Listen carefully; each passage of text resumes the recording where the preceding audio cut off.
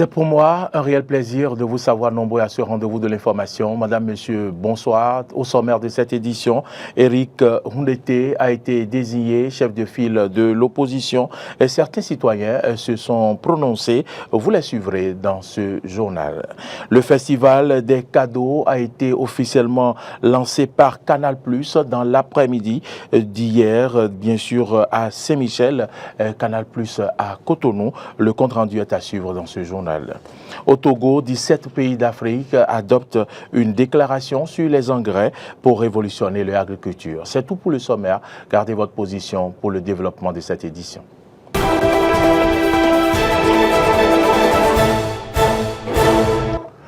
Merci à toutes et à tous pour l'attention et bienvenue dans ce journal que nous démarrons par cette journée nationale de l'arbre instituée au Bénin. Depuis 1985, le Bénin célèbre aujourd'hui, vous le savez, la journée nationale de l'arbre, une occasion pour les pouvoirs publics de sensibiliser les populations en les invitant à planter les arbres afin de limiter les effets de la désertification. Mais en quoi est-il important de planter des arbres? Élément de réponse dans ce reportage de Arthur Windo. Les arbres atténuent les bruits de la ville, purifient l'air que nous respirons et nous procurent ombre et fraîcheur. Mais ce n'est pas tout, ils nous apportent plusieurs autres bénéfices. Les richesses qui se cachent dans la plantation de l'arbre sont énormes et l'écorce et la racine et les feuilles même occupent une place importante non seulement pour la santé mais aussi pour l'immeuble et pour l'humanité entière. Ça nous aide à obtenir de l'oxygène, ça régule le climat et contrôle aussi la biodiversité. Moi j'aime les arbres qui produisent les fruits. Ça procure de la fraîcheur puis c'est bon pour les hommes. Couper de façon incontrôlée des arbres entraîne plusieurs conséquences sur l'écosystème. Il est donc important d'expliquer à la population l'importance de l'arbre. Il faut d'abord expliquer à l'homme l'importance de la forêt. Il faut aller au-delà de ce que nous faisons à la télé, à la radio. Il faut aller au contact des populations et leur expliquer l'importance d'un arbre dans la vie d'un être humain. Il y a beaucoup qui ne savent pas que l'arbre est important dans leur vie. Pour eux, c'est des choses qui dérangent, il faut les détruire. Si vous rentrez dans les milieux reculés, il y a des gens qui sont prêts à détruire tout ce qu'il y a autour d'eux comme arbre. Et c'est ça qui engendre les changements climatiques. Cette journée nationale est importante. C'est une occasion de prendre soin des arbres qui sont dans notre milieu. Mais faut-il attendre le 1er juin avant de planter un arbre? Il ne faut pas forcément attendre le 1er juin avant de planter des jeunes plants. Si vous avez une occasion, s'il y a la disponibilité des jeunes plants, il faut les mettre en terre pour la préservation de l'environnement. Cette affaire-là a commencé depuis 1985 à travers un décret qui a institué l'affaire. Et chaque 1er juin, cette journée est dédiée pour planter des arbres. Et c'est une célébration qui appelle les populations béninoises à les mettre en terre de jeunes plants ce 1er jour. Nous devons tous nous mettre encore plus au travail pour un Bénin davantage vert, signe de prospérité. Cela est encore possible.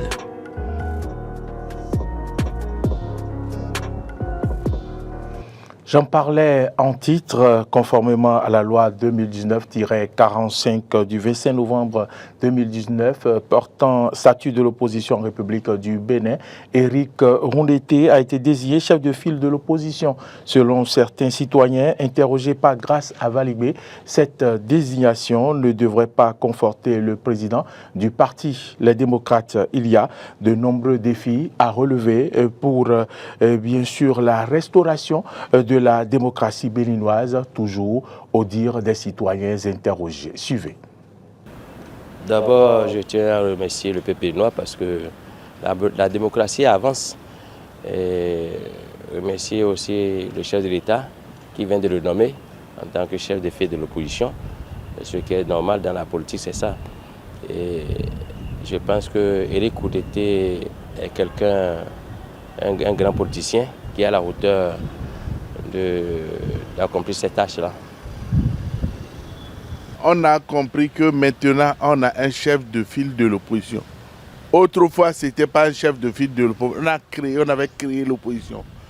Éric est un véritable chef de file de l'opposition et le chef de l'État a traîné un peu et la décision est prise, finalement, c'est salutaire.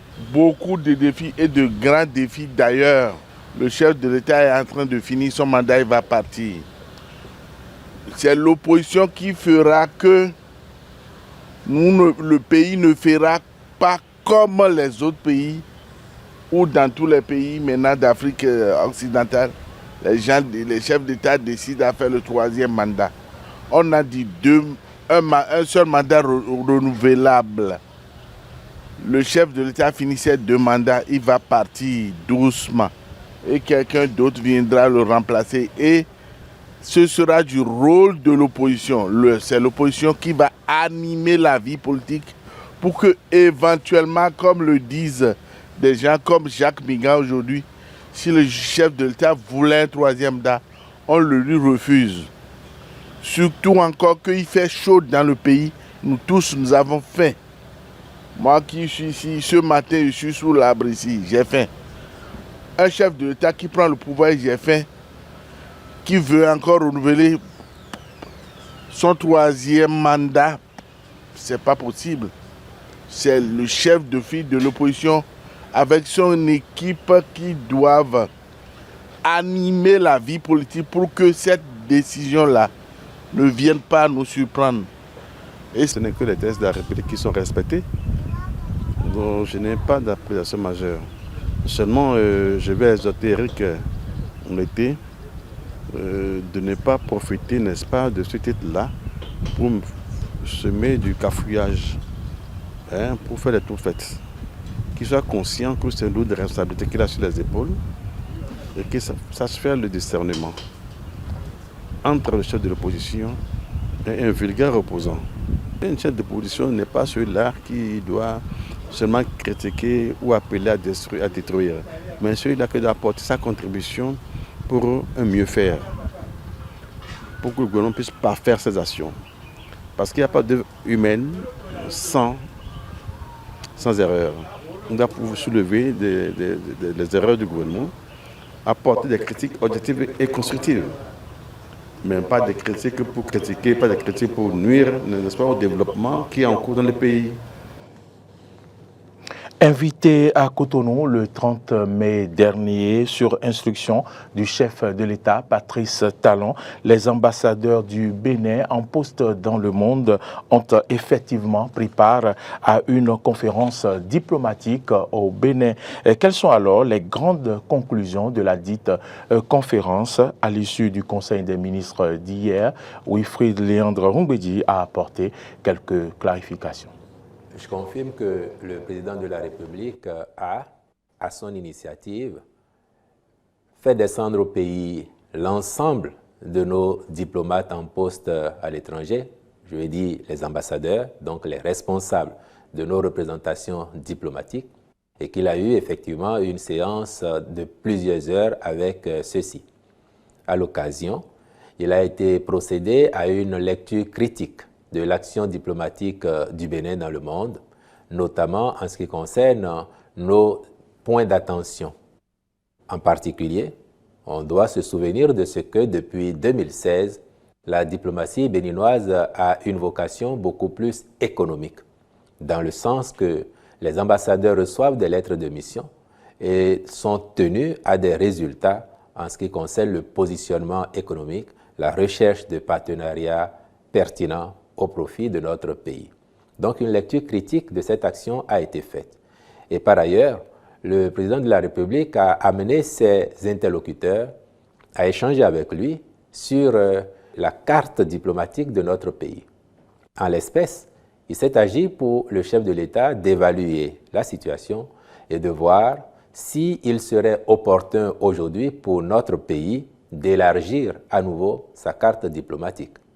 Pas de l'élargir dans le sens de retourner à ce que nous avions comme pratique, mais de tenir compte autant de la rationalité que de la pertinence du positionnement nouveau que nous pourrions avoir dans telle ou telle région du monde. Et à cet effet, les interlocuteurs du président de la République, spécialistes de la matière, ont partagé leurs réflexions, leurs vues sur le sujet. On peut retenir, à la fin de cette séance, qu'il n'est pas exclu qu'à terme, cette carte diplomatique évolue quelque peu pour tenir compte de la nécessité ou de la pertinence pour notre pays d'être présent en tel ou tel pôle du monde. Et il n'est pas à exclure non plus que ce type de conférence des ambassadeurs se répète parce que nous n'en avions pas l'habitude et le président de la République qui l'a initié pourrait ne pas exclure d'y recourir à nouveau les années prochaines. Retour maintenant au Conseil des ministres qui s'est réuni hier en présence du chef de l'État où plusieurs décisions ont été prises, dont entre autres les modalités de création, d'organisation et de fonctionnement des garderies d'enfants et structures assimilées au Bénin. Suivez ici le compte-rendu du porte-parole du gouvernement, secrétaire général adjoint Wilfried Léon Ngbeji. Au chapitre des mesures normatives, modalités de création, d'organisation et de fonctionnement des garderies d'enfants et structures assimilées. La loi portant Code de l'enfant en République du Bénin renforce la protection des enfants dans les centres d'accueil et de protection dédiés et classifie les catégories d'enfants qui peuvent y être admis. Le présent cadre réglementaire régit les garderies et met fin au laisser-aller qui persistait en la matière. Il permettra donc un meilleur contrôle des initiatives privées concourant à la protection des enfants. Le décret définit les conditions à remplir par les promoteurs en ce qui concerne les infrastructures ainsi que les autres commodités requises pour la sécurité des enfants et détermine les obligations qui leur incombent. Enfin, le texte organise les modalités de contrôle de ces centres et fixe les sanctions au manquement, le cas échéant. Comme autre mesure réglementaire, il a été adopté le décret portant approbation des statuts de l'Institut national d'ingénierie de formation et de renforcement des capacités des formateurs. Au chapitre des communications, en point 1, recrutement de 167 agents au profit du ministère de la Justice et de la Législation au titre de l'année 2023. Les réformes entreprises depuis 2016 dans le secteur de la justice ont permis la création de nouvelles juridictions et l'institution d'entités administratives destinées à garantir l'efficacité et la fluidité du service public de la justice. Il s'agit notamment de la Cour de répression des infractions économiques et du terrorisme, du tribunal de commerce de Cotonou, des tribunaux de première instance de deuxième classe de Malanville, d'Assazoumé et Komé, de l'école de formation des professions judiciaires et du Centre national du casier judiciaire. Les besoins en personnel pour animer toutes ces structures comprennent entre autres les secrétaires, assistants et préposés des services judiciaires destinés à appuyer le personnel magistrat et greffier, les informaticiens, statisticiens et planificateurs en vue d'assurer la fonctionnalité des applications métiers et la production à temps des statistiques judiciaires, le personnel financier pour pourvoir les régies de recettes des juridictions aux fins de la tenue des caisses, les assistants sociaux et spécialistes de l'éducation surveillée pour la prise en charge des mineurs en conflit avec la loi. Le Conseil a donc marqué son accord pour l'organisation d'un concours en vue du recrutement de 167 agents ayant ces profils pour le compte du dit ministère. En point 2, mission d'ingénierie pédagogique, de montage de formation aux standards internationaux portée par l'Agence de développement de Semesiti et mission d'assistance à l'évaluation, la sélection, la structuration pour la mise en œuvre de nouveaux opérateurs. Le développement du projet Semesiti lui permettra d'accueillir à terme, sur son nouveau campus de 336 hectares à Ouida, un pôle régional d'enseignement supérieur professionnalisant qui offre des formations de niveau Bac+3 à Bac+6 dans des domaines à forte demande. Il s'agit notamment de l'énergie, du numérique, de l'architecture et de l'urbanisme, du management, du design, de l'intelligence artificielle, du cinéma, de la télévision et de l'animation. Je l'annonçais en titre, Canal+ a lancé officiellement hier dans l'après-midi à la boutique Canal+ de Saint-Michel à Cotonou le festival des cadeaux occasion pour les responsables de la structure de présenter les différents cadeaux valables du 25 mai au 30 juin, ainsi que les conditions d'obtention des dits cadeaux. Clémence Tonoucoin pour plus de précisions. Le festival des cadeaux à Canal+, c'est plein de cadeaux pour les anciens et les nouveaux abonnés. Depuis le 25 mai et durant tout ce mois de juin, tout est programmé pour satisfaire tous les besoins et toutes les envies des familles béninoises. C'est un festival qui nous permet d'affirmer notre engagement auprès de nos abonnés pour leur satisfaction et leur fidélisation. Nous avons quand même la finale de la Champions League à ne pas manquer. À tout prix, il faut que toute la famille regarde pour les fanatiques du foot, qui va se dérouler le 10 juin sur Canal Sport 3. Nous avons également Total Relooking qui passera sur Canal Plus Sport. Et nous avons 4 mariages pour une nuit de miel tant attendu par les Béninois qui passera également sur Canal Plus Sport. Et nous avons pour tous nos petits qui seront en vacances très prochainement, à partir du 30 juin, TED et les explorateurs qui passeront quand même le 30 juin également sur Canal Plus Family. Il suffit juste de vous réabonner à votre formule initiale, la formule qui est en cours, ou pour un abonné coupé, la formule sur laquelle il a été coupé, pour profiter de 15 jours de tout canal. Et c'est pas fini, vous en profitez 2 fois. Nous offrons également 1 an d'abonnement chaque jour pour le 300e abonné. Un an d'abonnement à tout Canal+. Au cours de cette période généreuse, beaucoup d'autres surprises sont au menu. Canal+ propose également des offres alléchantes. Il vous suffit juste de maintenir votre formule pour bénéficier de tout Canal+ pendant 15 jours. Donc tout Canal+, il y en a qui ne savent pas c'est quoi tout Canal+. Comme son nom l'indique, c'est toutes les chaînes. Voilà, donc tous ceux-là qui disposent aujourd'hui d'un décodeur Canal+ actif, même ceux qui disposent aujourd'hui d'un décodeur Canal+ qui est inactif, il vous suffit juste de vous réabonner à la formule de base, à la formule que vous aviez avant que le mois ne finisse pour bénéficier de tout Canal+ pendant 15 jours. Et ce n'est pas tout. On a également tous ceux-là qui ne bénéficient pas d'un décodeur Canal+, tous ceux-là qui ne sont pas encore, qui ne font pas encore partie de la famille Canal+.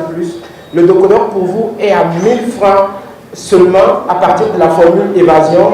Et comme je le disais, la formule évasion c'est 10 000. Plus le décodeur à 1000 francs, ça vous fera 11 000 francs. Le second cadeau, qui est l'installation à partir de 2 000 francs au lieu de 4 000 francs, vous fait un kit complet à 13 000 francs. Au cours de la cérémonie de ce mercredi, les 5 premiers gagnants ont reçu leur lot. Rendez-vous donc dans toutes les boutiques Canal+, sur toute l'étendue du territoire national, pour votre abonnement ou réabonnement. Et puis, hors du Bénin, 17 pays d'Afrique de l'Ouest et du Sahel ont adopté hier la déclaration de Lomé sur les engrais et la santé des sols. Le test a été approuvé en présence des présidents du Togo, du Niger et de la Guinée de Guinée-Bissau, ainsi qu'une vingtaine de ministres. Suivez le commentaire.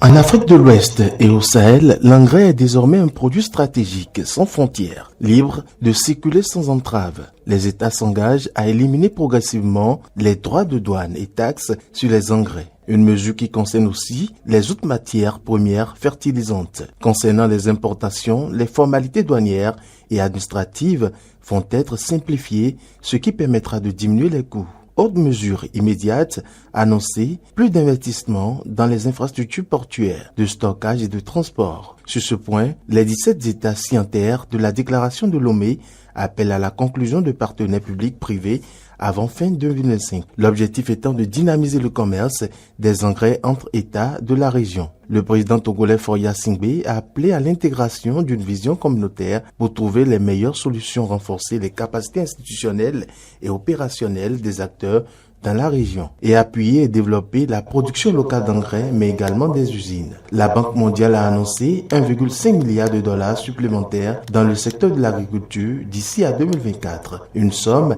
qui vient s'ajouter aux 4 milliards déjà engagés et en cours de mise en œuvre. Madame, Messieurs, c'est ici que se referme ce journal que j'ai eu du plaisir à vous présenter. Merci à vous qui l'avez suivi. L'information, vous le savez, continue sur nos différentes plateformes, YouTube, Facebook, Twitter et sur notre site internet www.mede-eden.tv. Mais vous pouvez également télécharger notre application Eden TV Diaspora FM sur Play Store ou App Store. Bonne suite de nos programmes. Mesdames, Messieurs, à demain.